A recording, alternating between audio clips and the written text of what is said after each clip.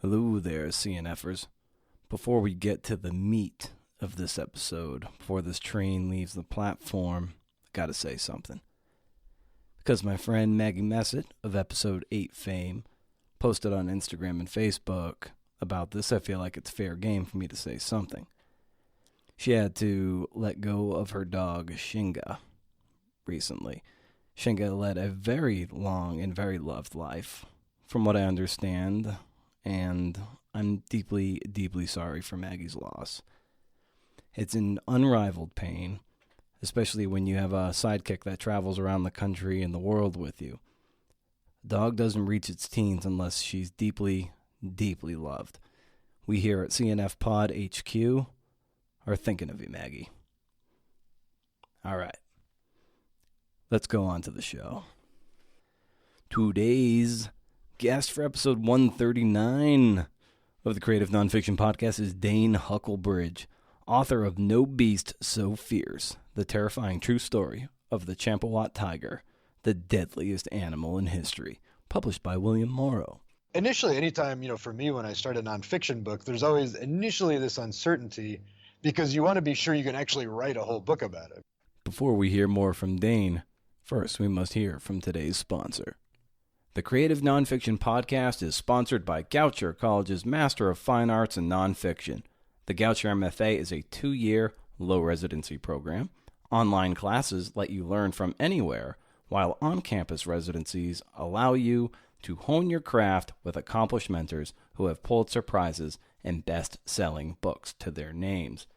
The program boasts a nationwide network of students, faculty, and alumni, which has published 140 books and counting. You'll get opportunities to meet literary agents and learn the ins and outs of the publishing journey. Visit goucher.edu/nonfiction to start your journey now. Take your writing to the next level and go from hopeful to published in Goucher's MFA program for nonfiction. So, like I said, Dane Huckelbridge is our guest today. We'll get to more of Dane, who, in my opinion, is the heir apparent to the most interesting man in the world. Just go to DaneHuckelbridge.com and check him out. It's the best author site I've ever seen. Anyway, you're here because you love listening to badass writers, filmmakers, and producers talk about the art and craft of telling true stories. I try and unpack their journey and how they go about the work, so you can apply those tools of mastery to your own work. Be sure, of course, to subscribe wherever you get your shows, wherever you get your podcasts, and hand this episode over to a friend you think would benefit from it. If you want to leave a written review, please do. That's cool. Feel free to email me with kind words or questions. I might just read them on the air as a token of my appreciation. And keep the conversation going on Twitter at Brendan O'Mara and at CNFPod. I'd love to hear from you. You, my friend, are the social network. Subvert the algorithm, man. Rage against the algorithm. Great podcast name, by the way. If you need any more evidence of Dane's cool, check out his Twitter handle. It's simply at Huckelbridge. How badass is that? Dane is written for the Wall Street Journal, Daily Beast, Tin House, The New Republic, and New Delta Review. He's the author of Bourbon, A History of the American Spirit, The United States of Beer, the true tale of how beer conquered America, from BC to Budweiser and beyond, and the novel Castle of Water, which was optioned for a film. Damn! He grew up in Cleveland, went to Princeton, and lives in Paris with his French wife. Happy Valentine's Day. Holy shit. Dane's book was originally going to be a chapter in a book of man-eating animals, but this story got bigger and bigger and bigger.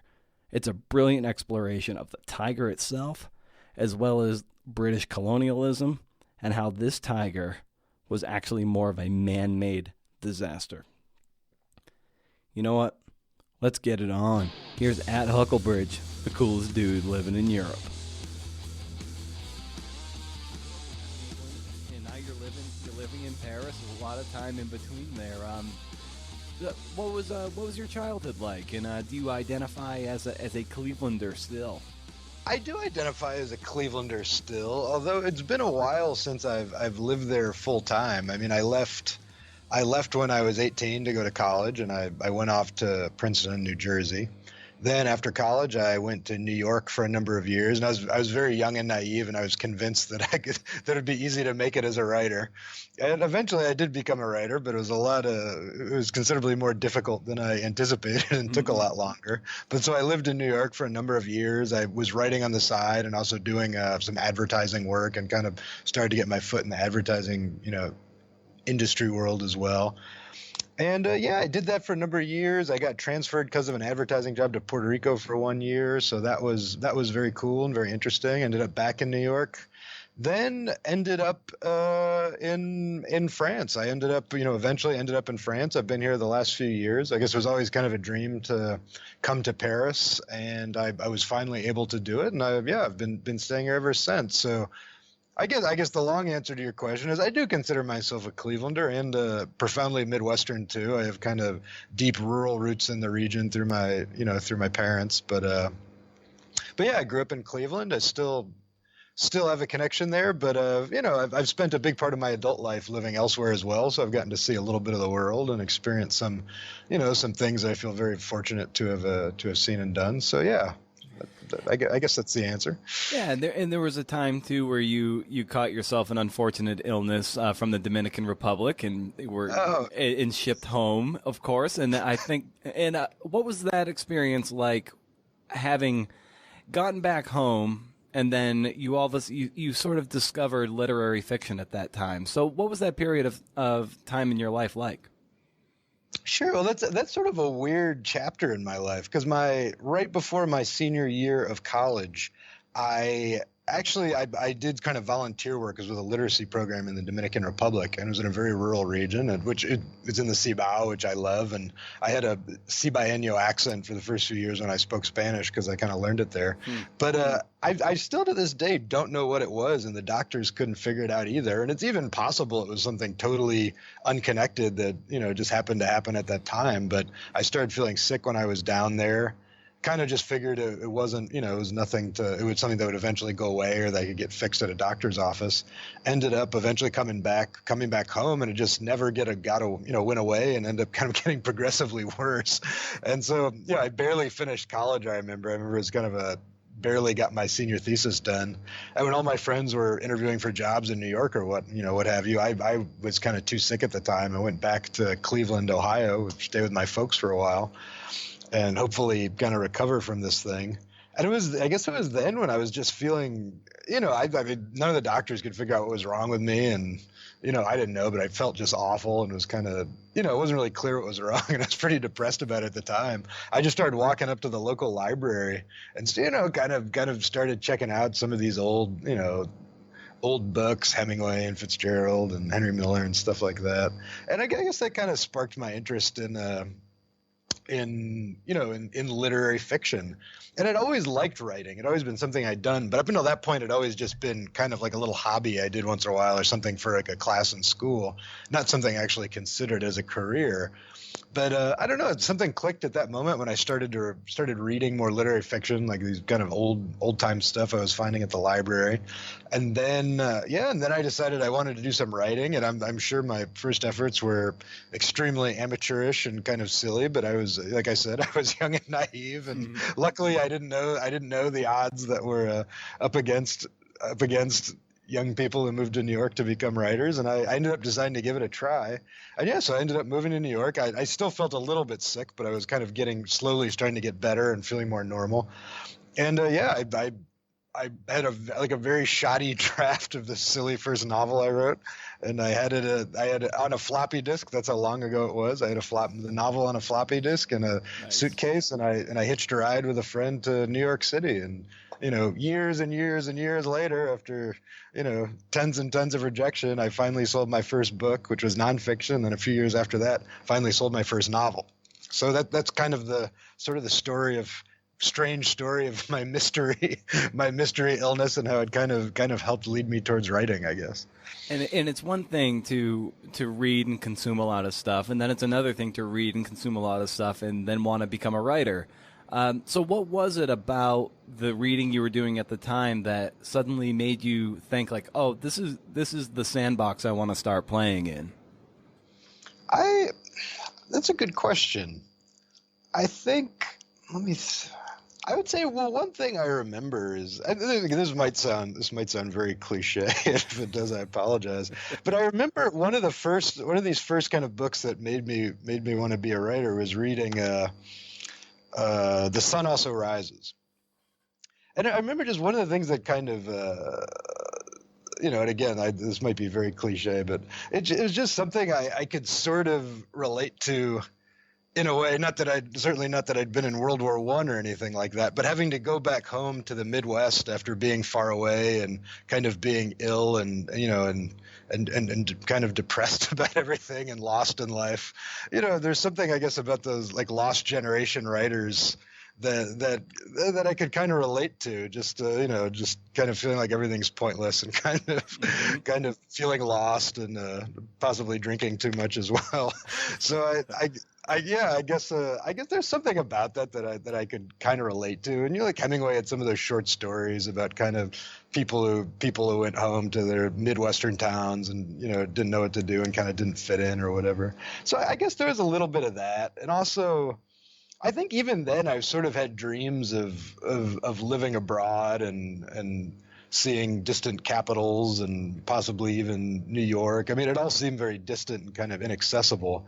But there's something about some of that kind of like lost generation type writing I guess I found appealing. And I had very little background in sort of literature or anything like that. I mean, I'd always liked reading books just recreationally, and I enjoyed writing from time to time, but I hadn't studied literature in college or anything like that, so I was totally like a blank slate. I was totally naive about all this stuff. I'd never taken writing classes or anything of that nature, so it was all kind of, which in hindsight I think was good, because if I think I'd known how difficult it is to actually reach the point where you can make a living as a writer, I don't know if I would have been bold enough to have attempted it. But luckily, like I said, I was very young and naive and kind of a little foolhardy, I guess you could say.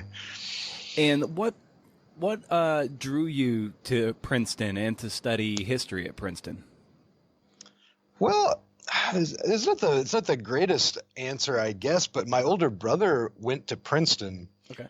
And he went there and played football and had a great experience. And I guess before that, it had kind of never occurred to me that it had kind of never occurred to me to go off to a place like that to go to school. I didn't really know what I was going to do, but I thought I'd probably stay in the Midwest. But I visited him at college there, and just I don't know, it just seemed like kind of a neat place, and I kind of followed in his footsteps, I guess. I wasn't nearly as good as at football, but I did play a little bit. But I never played in college, though. I wasn't. I guess in hindsight, I wasn't good enough. But I think because of that, I ended up trying to go there, and was very lucky, and somehow actually got in.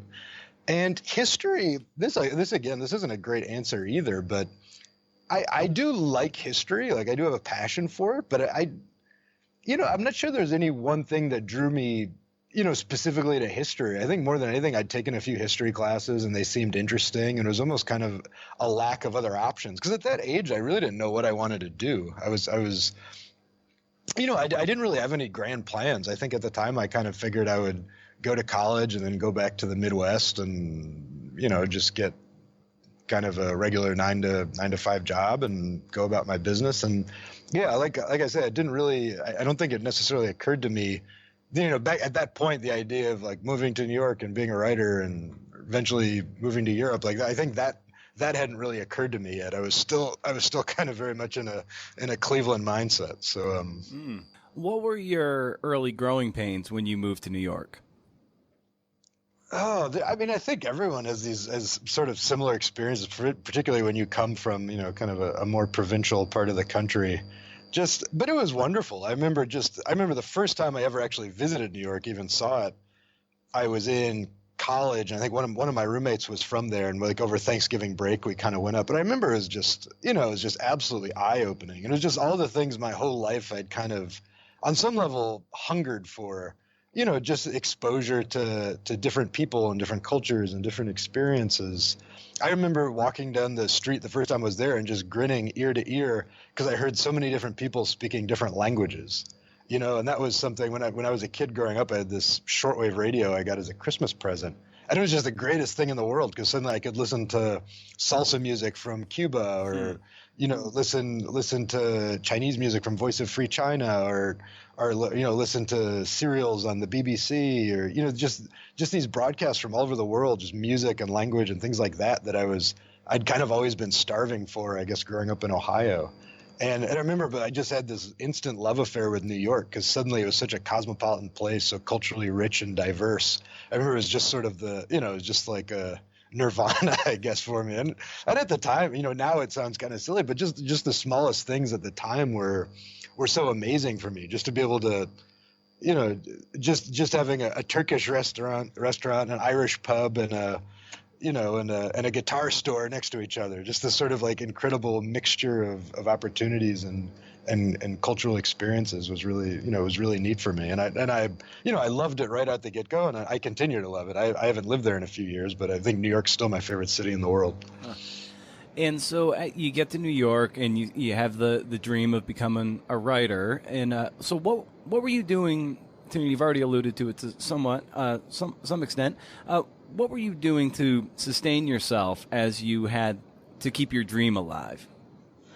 Oh, so a number of different things over the years. I mean, I've done a little bit of everything, but probably the most steady job I had in New York, because there was just no way when I first moved to New York that I could have, I couldn't even get people to publish things I wrote for free, let alone pay me for it.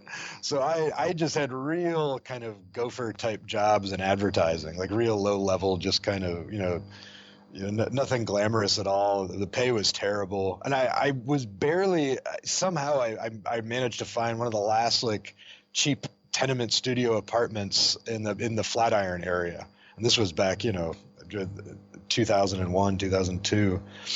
And even though it was even that, I mean, the price was ridiculously low in hindsight. I mean, you wouldn't believe it. But even then, I could barely afford it. But, I had this very small paycheck I had for this terrible advertising job I had to begin with.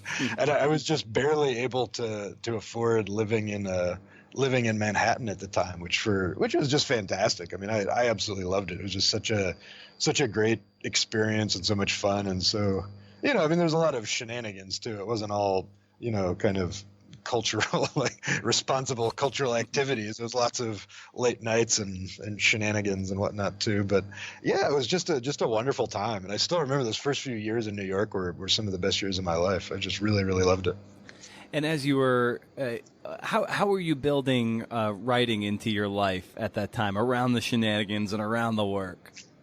At the time I was very motivated. So I'm probably more motivated than I am now even. So again, possibly because I was so naive about what was involved in actually making a living as a writer, or just making it as a writer. So at the time, I think I would try to come home from work, maybe not every night, but almost, quite a few nights. And I would just try to write for a couple hours after work and on the weekends. And I did that for a while. Eventually, there was a point where I tried essentially. There was a few years that were very lean, where I wasn't really doing much outside work or freelancing, just a tiny bit, and trying to write more full time. But that I've always kind of learned, unfortunately, and even here when I first moved to Paris, I was only writing for a while and not doing any sort of freelancing or anything on the side or anything with structure. And I've sort of learned, even though I don't like to admit it, that I think I do need something besides just writing books at home to add some structure to my life. Otherwise I kind of slowly start to go nuts. And I just think it's not a very, even though my dream was always to write full time, I've kind of learned the hard way that it's not necessarily the best thing in the world for me. Yeah, that's I think a lot of people, and myself included too, you think that this is something that only if I could do this full time I would be fulfilled and happy, but then you realize like you need some sort of an externality to to actually have something to write about, right?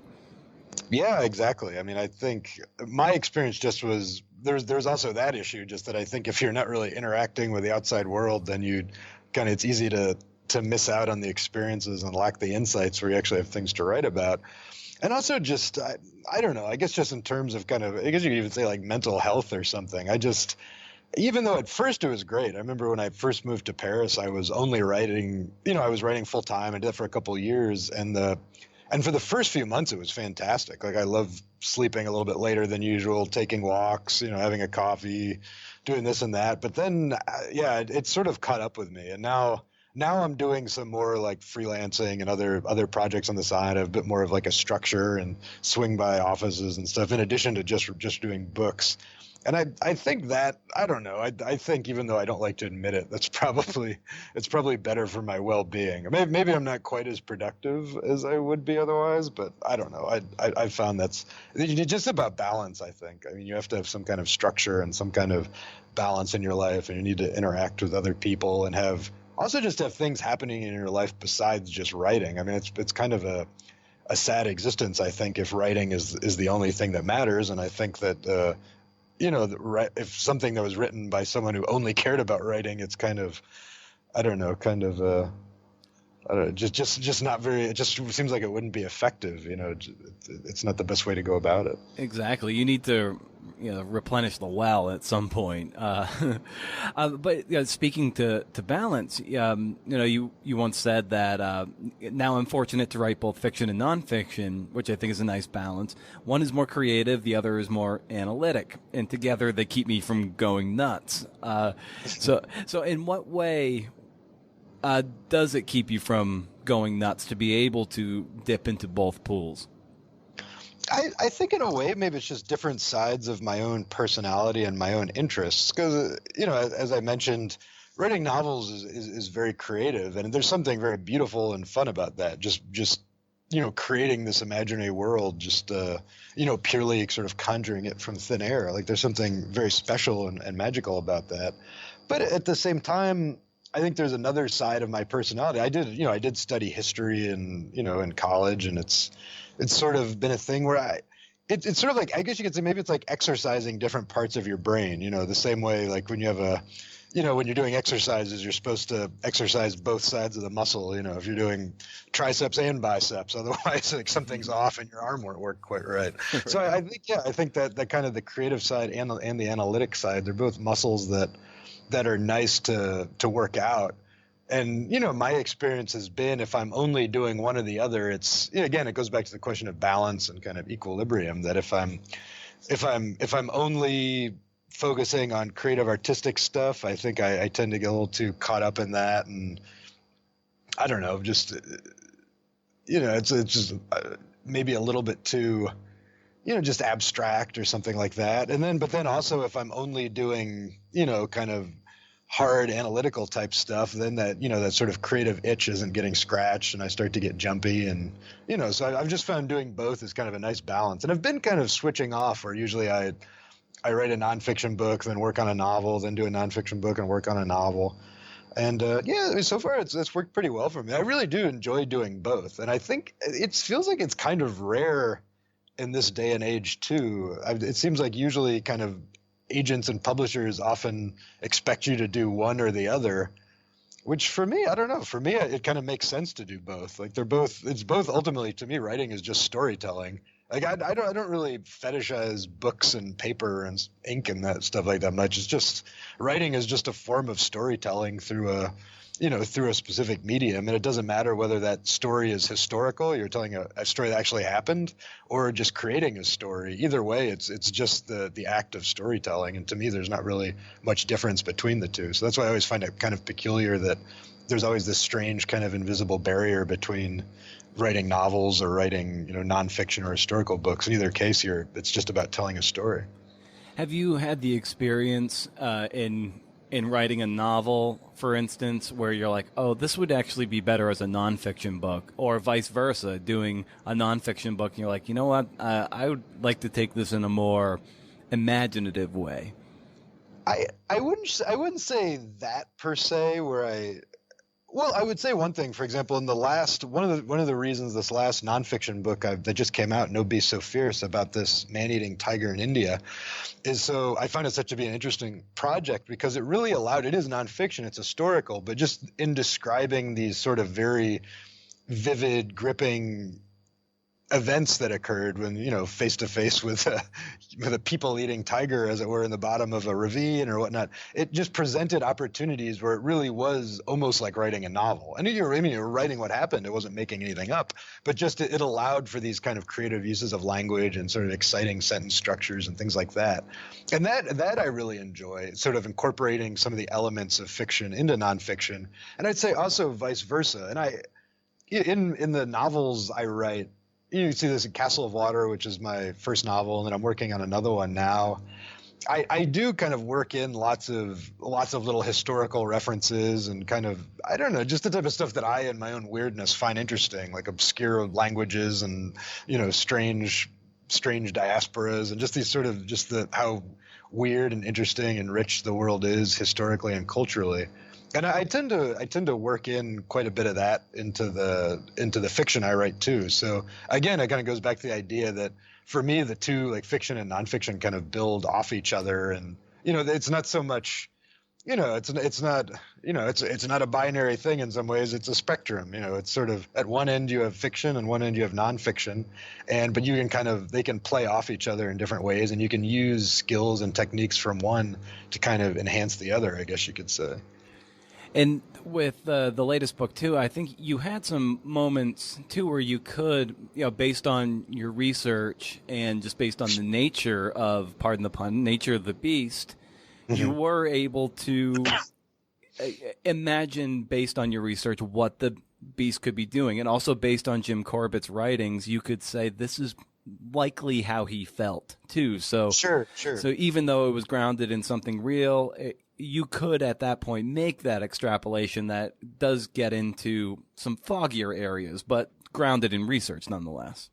Sure, yeah. That was something that was kind of fun about the book. And I always very clearly sort of marked those points by saying, like, one can imagine or we can imagine, to make it clear that this was sort of, it's almost like an educated guess, I guess you could say, at what occurred, but making that clear that it's not factual but hypothetical, but then using what we learned about, from the historical sources, from the firsthand accounts, things like that, to sort of recreate a scene and describe it very vividly.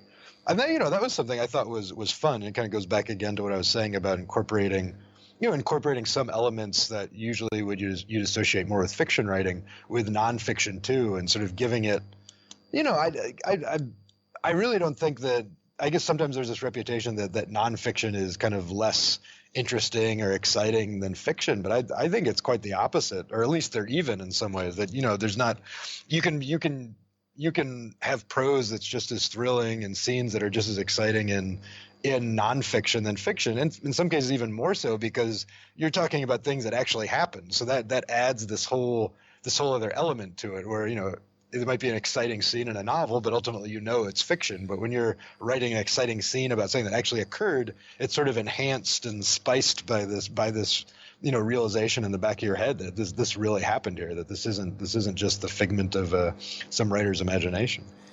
And early in the book, when I was underlining certain passages and circling various things that stuck out to me, the first thing I circled was a tiger's roar being 114 decibels, and imagining that if a tiger is going to be roaring at you, it's going to be likely in point-blank range also, which is up there with a jackhammer, a heavy metal rock concert.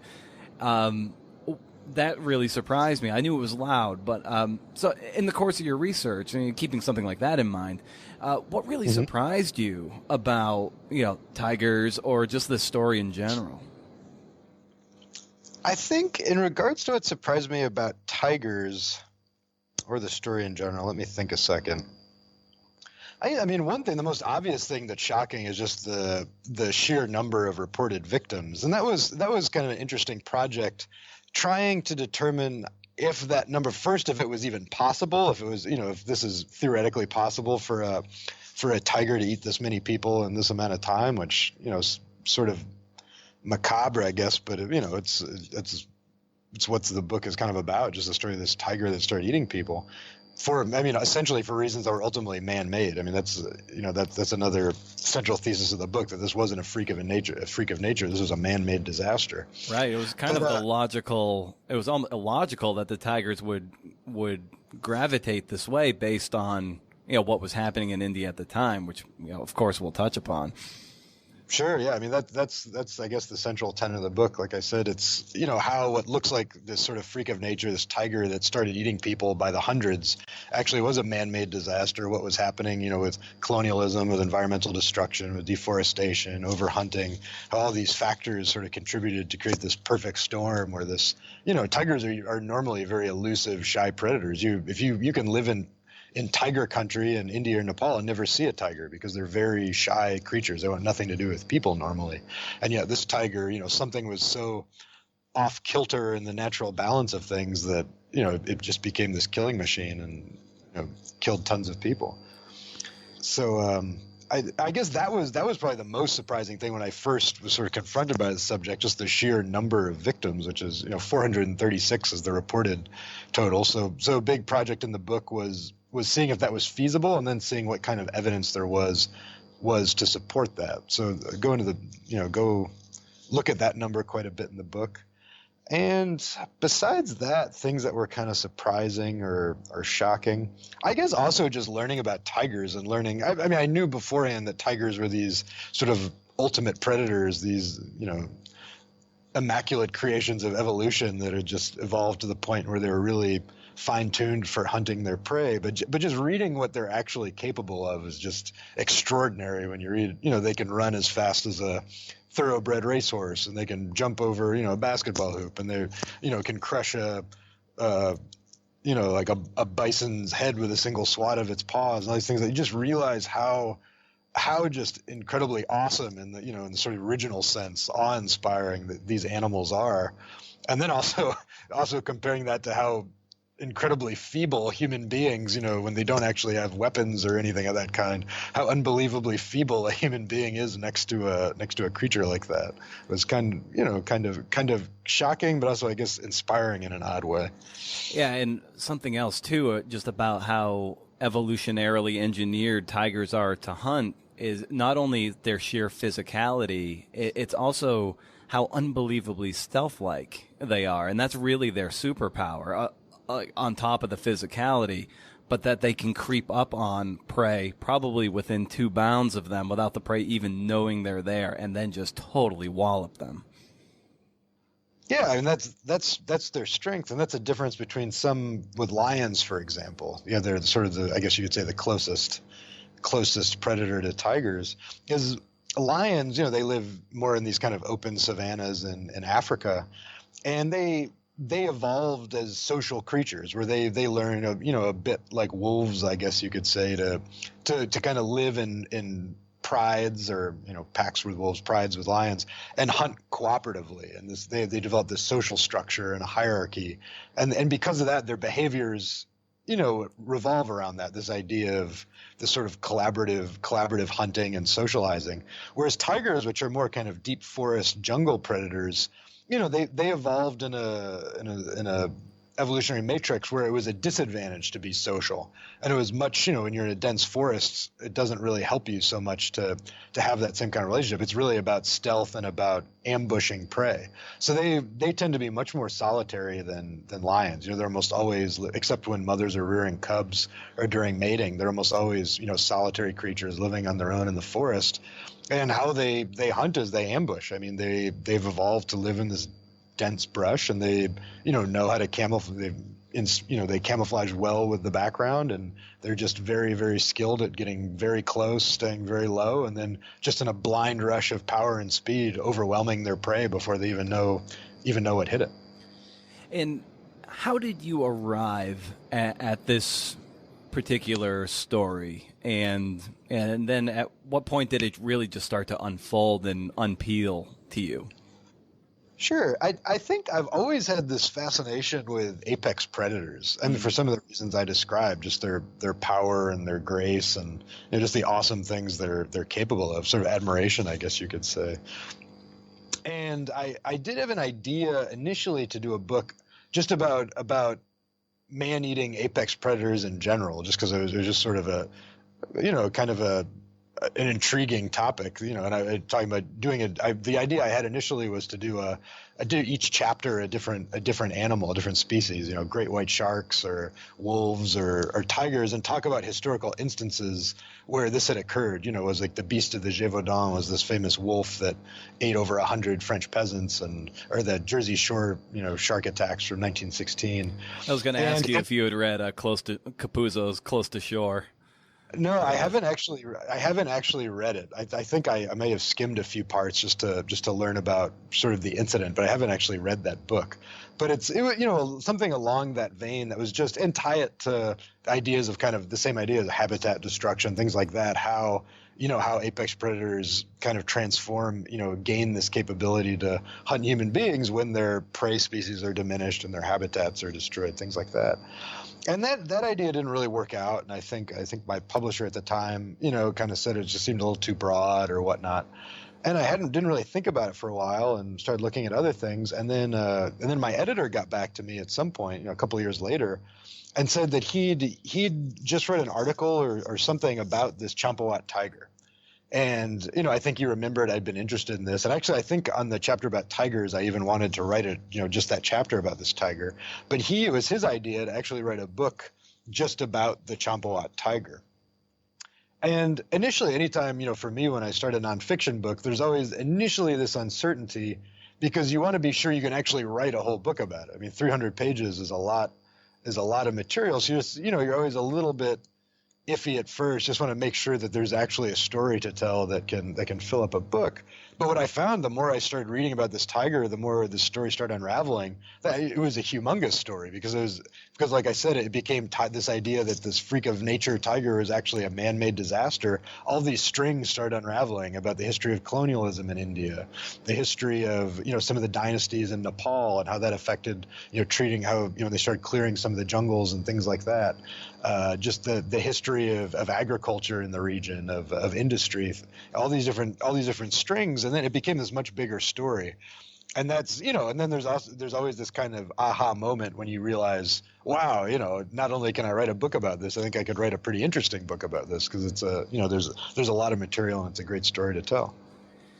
The fact that it was really a product of the British's colonial imperialism in India and made an animal that it was human averse, a stealth animal, like turned it into a manhunter was really something that stood out to me. And like you write in the book too, the existence of tigers in the wild was viewed both symbolically and literally as a direct challenge to British hegemony.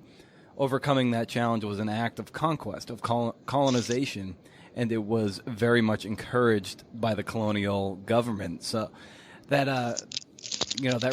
as you were doing your research, like how much did, that theme just keep coming up as you were researching Corbett and tigers in India of this time? Well, I think when you're talking about the colonial period, you confront it quite a bit because the tiger was such a sort of powerful symbol associated with India, and even before the British, just with the the sort of Mughal Empire and the sort of kings that had been there prior, tiger hunting had always been this sort of semi-sacred ritualistic activity that only kings were supposed to participate in.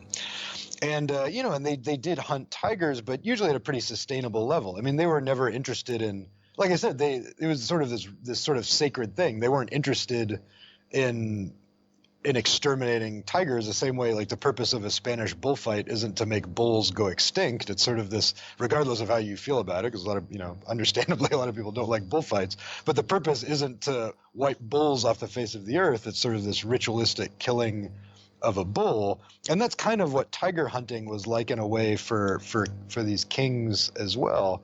And with the British, when they came, they adopted the bag shikar, which is the traditional tiger hunt from atop elephants and whatever. But you start to notice that the way they write about tigers is that sort of the purpose of it changes.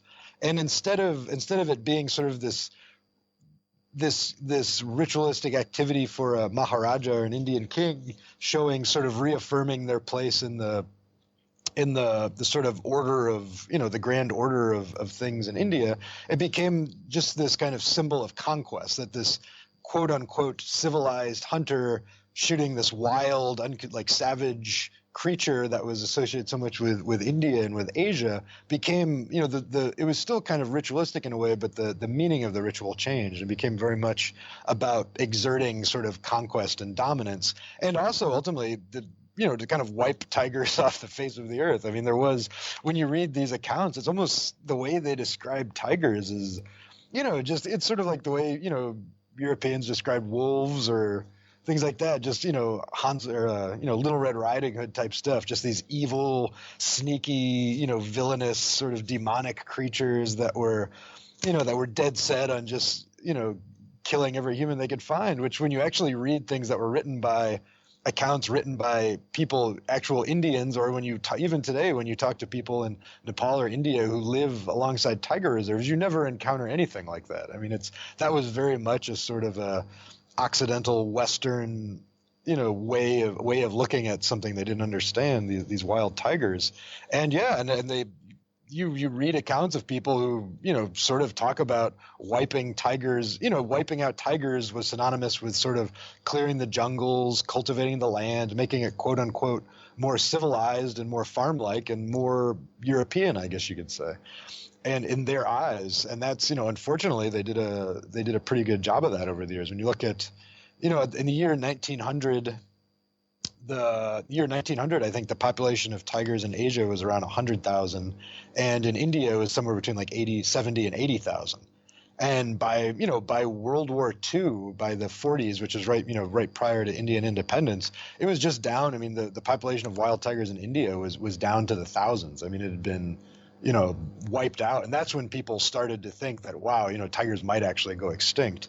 And it was kind of in the 30s and 40s when Jim Corbett, who is the hunter I talk about in the book, actually really started turning his efforts more towards conservation, because he realized that tigers were on the almost certain path at that time to extinction if something didn't change.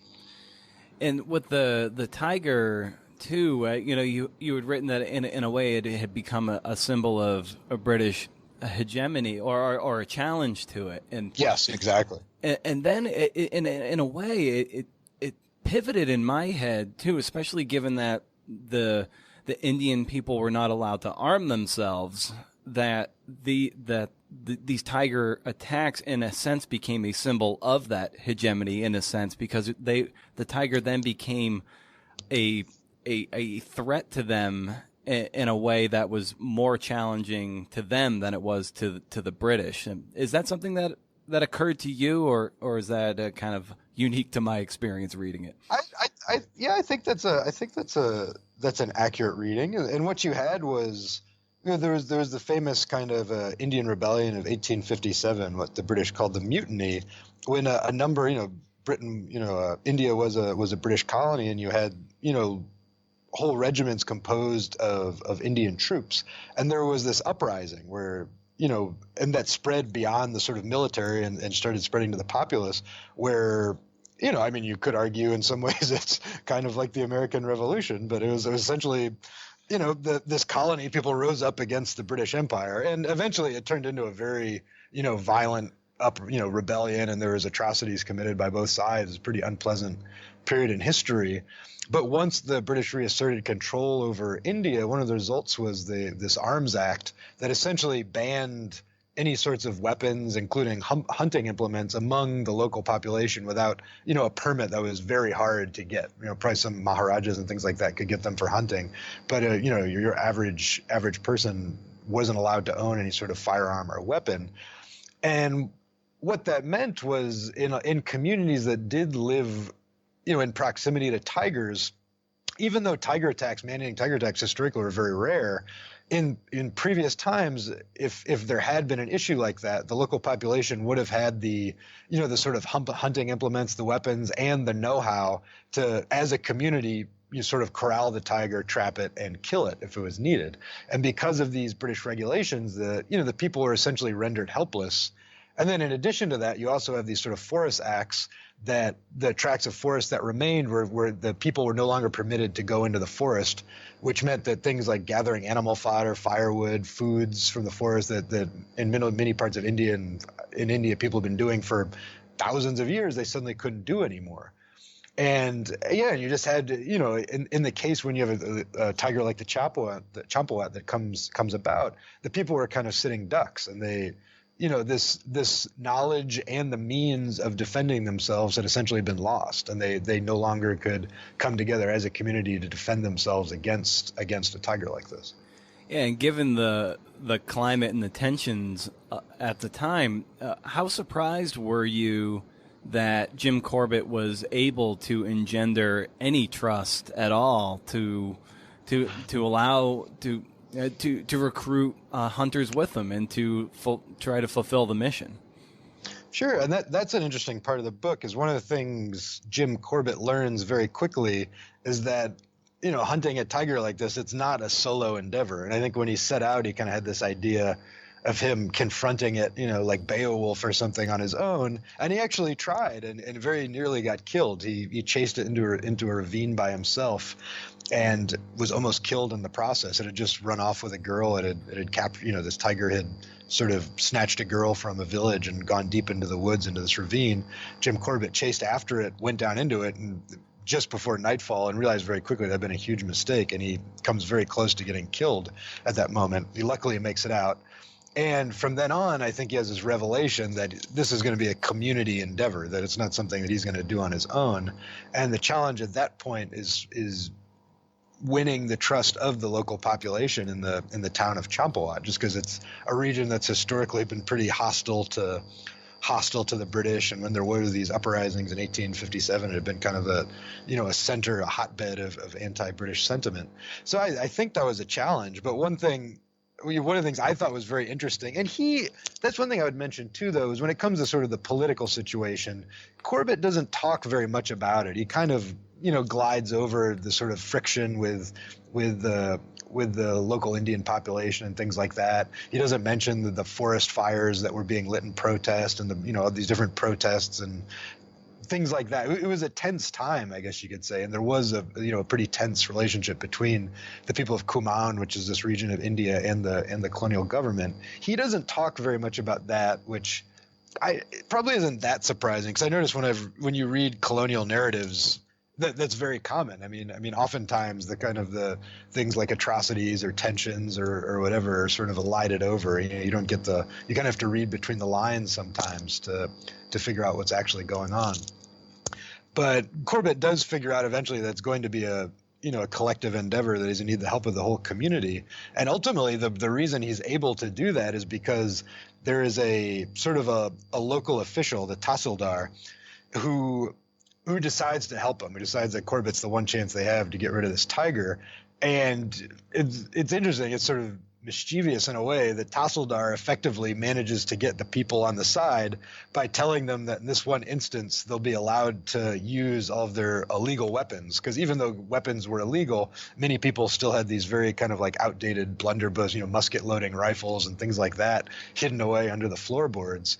In some cases, even going back to the to 1857, to the uprising. And then suddenly all these all this local population who hadn't been allowed to brandish any sort of weapons or protect themselves up to this point comes out in mass with spears and swords and muskets and things like that previously had been hidden because they weren't allowed to use them. And that's and that's ultimately how they do it. The local population working as beaters, meanwhile armed, kind of corrals the tiger and drives it out of this ravine where Corbett's waiting at the other end with his rifle. And when you were doing the research for this book, some of the research took you to India. What was that experience like, and how were you able to sort of corral all this information and then make sense of it? I went to India and Nepal both to do research for the book. And it was interesting because quite a bit of the book was archival research, quite a bit from the various kind of, National British Archive, British Library archives, things like that about this period. And you can find, tons of stuff there. So quite a bit of it was archival, but then there's another part that was more on the ground where I needed to see some of this for myself in order to write about it well, I thought. So I did go to Kumaun, and I had a guide who took me to some of the sites where all this had happened, to the villages where the attacks took place, and the ravine where Corbett eventually confronted the tiger. And that was an incredible experience. And then I also spent some time in Nepal in a community of Taru, who are the indigenous people in the Terai, which is sort of the flat jungle region at the base of the Himalayas where the Champawat tiger almost certainly started out. And I stayed just outside of Chitwan with a Taru community to kind of learn about the attitudes people had about tigers, their relationship with tigers, how tigers figured into their spiritual beliefs, and things like that. And that was also, both going to Kumaun and going to Nepal, same with the Taru, was really just an incredible experience. And sort of as I hinted at before, I think one of the most eye-opening things for me was coming in with my own, kind of preconceived Western biases. I expected, going to Chitwan, which had some man-eating tigers recently and tiger attacks, expecting, this sort of local population that was angry at the tigers, or, I expected kind of Western conservationists saying, no, like you always read, like Gorillas in the Mist type things, where you have a Western conservationist saying, trying to urge the local poachers not to kill the tigers. But what I discovered is I felt like that view was really through a Western lens, and it was quite the opposite. The Taru people my experience, didn't have any animosity towards tigers, didn't have any, they weren't the ones who were interested in hunting tigers. If anything, it was the opposite, because, they'd been living with tigers for thousands of years, and they knew that tigers helped keep the population of deer and wild pig under control, and deer and wild pig were the animals that would eat all their crops. And that for them, the very unlikely possibility of being eaten by a tiger was nothing compared to the very real possibility of having their crops, their harvest ruined by wild pigs and having their family go hungry. That was being eaten by a tiger was not a realistic problem. Being able to feed their family and keeping their harvest free from ravaging pigs and deer was a real concern. So that was very eye-opening to me. And I realized too that even the way I'd been looking at this was sort of biased in a way by this Western conception of predators and wildlife and relationships with local people. And I didn't encounter any sort of animosity among Taru towards tigers at all. They think seeing a tiger is lucky, that it's good luck. They do understand that tigers are potentially dangerous, but it's not. Their sort of way of looking at it, as long as you respect the forest and you do the proper ceremonies and puja and things like that, religious ceremonies, everything's in order, then the tigers won't bother you. It's only when you somehow offend the various spirits or the forest or the deities, that's when tigers pose a problem. So I didn't encounter any of that sort of desire to hunt tigers or poach tigers or see tigers removed. Quite the opposite. And over the course of the writing and rewriting of this book, I'm sure you had a number of opportunities to start it at a different place or end it at a different place, or take something you had from the middle and put it at the start or the end. And how did you approach the structure of this book so it had the right amount of proportionality that pleased you and ultimately pleases the reader? In terms of structure, I think fortunately the story I was trying to tell kind of lent itself to a certain structure, because part of it takes place in Nepal and part of it takes place in India. And it just kind of made sense to start in Nepal with the wounding of the tiger, because you learn that's kind of what initially provokes its man-eating, is that a poacher shoots out two of its teeth, and unable to hunt its normal prey because its jaw is injured, it starts hunting people instead to keep from starving to death. And it just kind of made sense. In this instance, the structure I didn't think was terribly difficult, because there was already a story in place to tell, that of this tiger having his teeth knocked out in Nepal, being hunting people, then eventually chased out of Nepal across the river into India, across the border, where it commences, and then having this hunter, Jim Corbett, kind of get recruited to track down the tiger. So structurally, in this instance, it wasn't very difficult overall. I'd say what was a little trickier was the kind of jumping back and forth in time when you're in each chapter when you're trying to tell kind of a specific portion of the story. Because when you're talking about it's when the tiger gets to India and how the government approached it, then even though this is around 1907 or is 1907, you kind of have to jump back in time to explain the colonial attitudes toward tigers, which go back, a couple hundred years. So I'd say in that regard, that was maybe a little bit trickier within the chapters, kind of jumping back and forth through history. But in the end, it wasn't, structurally, this wasn't the hardest thing structurally to do, I don't think. And when you have all the research that you did, archival and even speaking to people on the ground, how do you, with respect to this book, how did you organize your notes there so then you had access to it when you were ready to get to the writing? For this one, I think when I was in India and Nepal, this was pretty straightforward. I think some of it I either recorded in a notebook, or in some cases, like when we were interviewing some of the gurus in Nepal to talk about sort of the spiritual leaders in the community, to talk about tigers, things like that. I think I recorded some on my my mobile phone.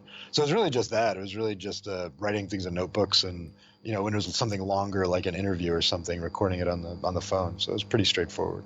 And do you have a certain filing system that you adhere by? When around in your workspace, so you're able to pull from a certain cluster of files. Yeah, one thing I'd confess is I'm not the most organized person in the world, so I that's probably an area where I have some room for improvement. But in this case, because there was so much material, I think I did. I think I just had a file on my computer on my desktop that was kind of research materials for book, divided into a few sub-files. So it was, colonial, like one file of various colonial accounts of tiger hunting, another that just had photographs from different period. I think another one that was maybe kind of, scientific or biological articles about tigers, just to sort of keep some structure. So I think in this case, I did a little bit of that just to keep it together. And earlier in our conversation too, you talked about how specifically, day jobs and stuff of that nature actually helped create some structure around your life that made the writing more accessible. And given on a project of this nature, when it basically is your job to do, how do you build in a schedule and a structure so you can, progressively progress through the work? Well, that's a good question, because with this book, actually, I wrote most of the book when I was only writing full time. Mm-hmm. So in that regard, it was good. It was probably on a professional level, it was good because I was able to get a lot of work done. On a personal level, I don't think it was it wasn't the best. It didn't feel like it was the best psychologically to be spending so much time alone and writing. And I think that's kind of a trade-off. That's something I don't know the answer, honestly, that I struggle with, is trying to balance writing the things, having the time to write the things I want to write about, versus sort of having an ordinary life and having structure and doing other jobs. I don't know. I've sort of seen both extremes. There's sometimes I've had a full-time job that was very, consumed a lot of time and just tried to squeeze in writing in the evenings or on the weekends. I've also had the opposite, where I had nothing but free time and was only at home writing. And I'd say the best though was a situation probably I had my last few years in New York, which is in the middle. And I was very fortunate. I was doing some copywriting a few days a week for a company, which was actually pretty fun. I enjoyed the job. And then 2 days a week I was home. I could spend at home writing. And that was the perfect, I found, arrangement, just in terms of having structure, but also time to write. But that's hard to come by. I felt very fortunate that I was able to have that arrangement for a couple of years. And with respect to a project of this nature, you've written several books, several nonfiction books. Where do you feel most engaged in the process? Like the writing, the rewriting, or the editing? Like, where do you feel most tethered and engaged when you're working on a book like this? I think for me, the different steps, I find all of them fun and engaging at first, and then by the end, it gets excruciating.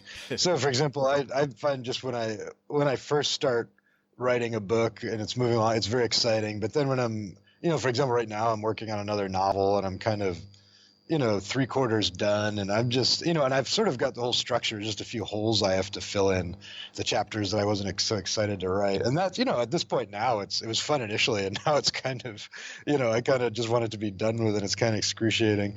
And the same thing's true with kind of the initial edits. Like once a book is written and I go through and start, tightening it up, tweaking it here and there, sort of editing it, getting it into better shape.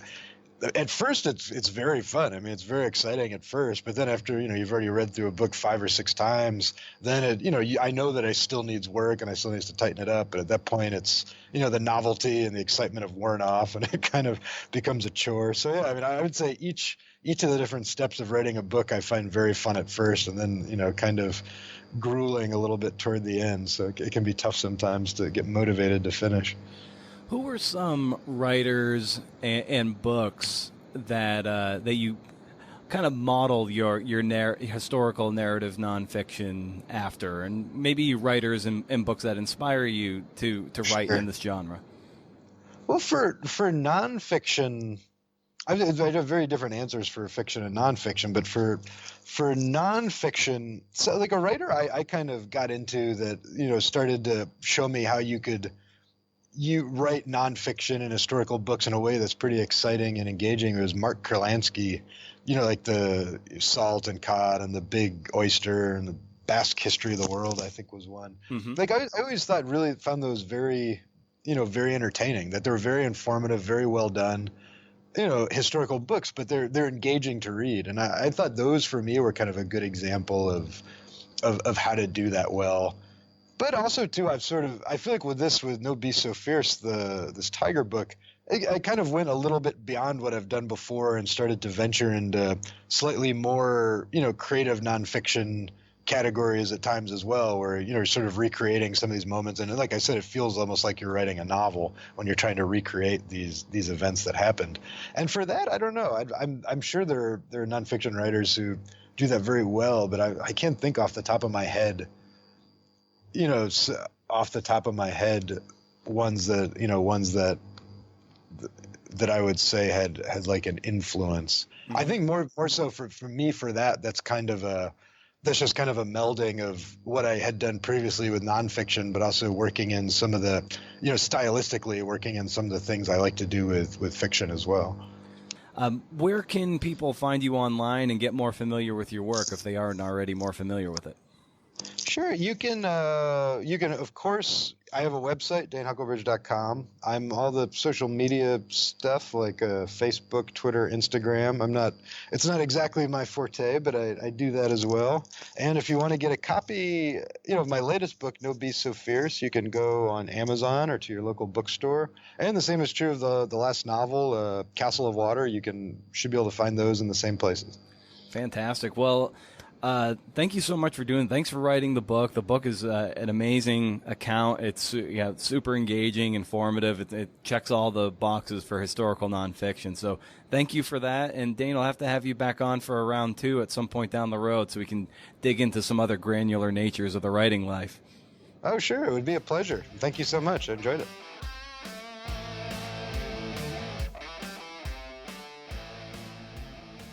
All right. How was that, man? Thanks, Dane, for the time. What did you take away from this show? What was the big takeaway for you?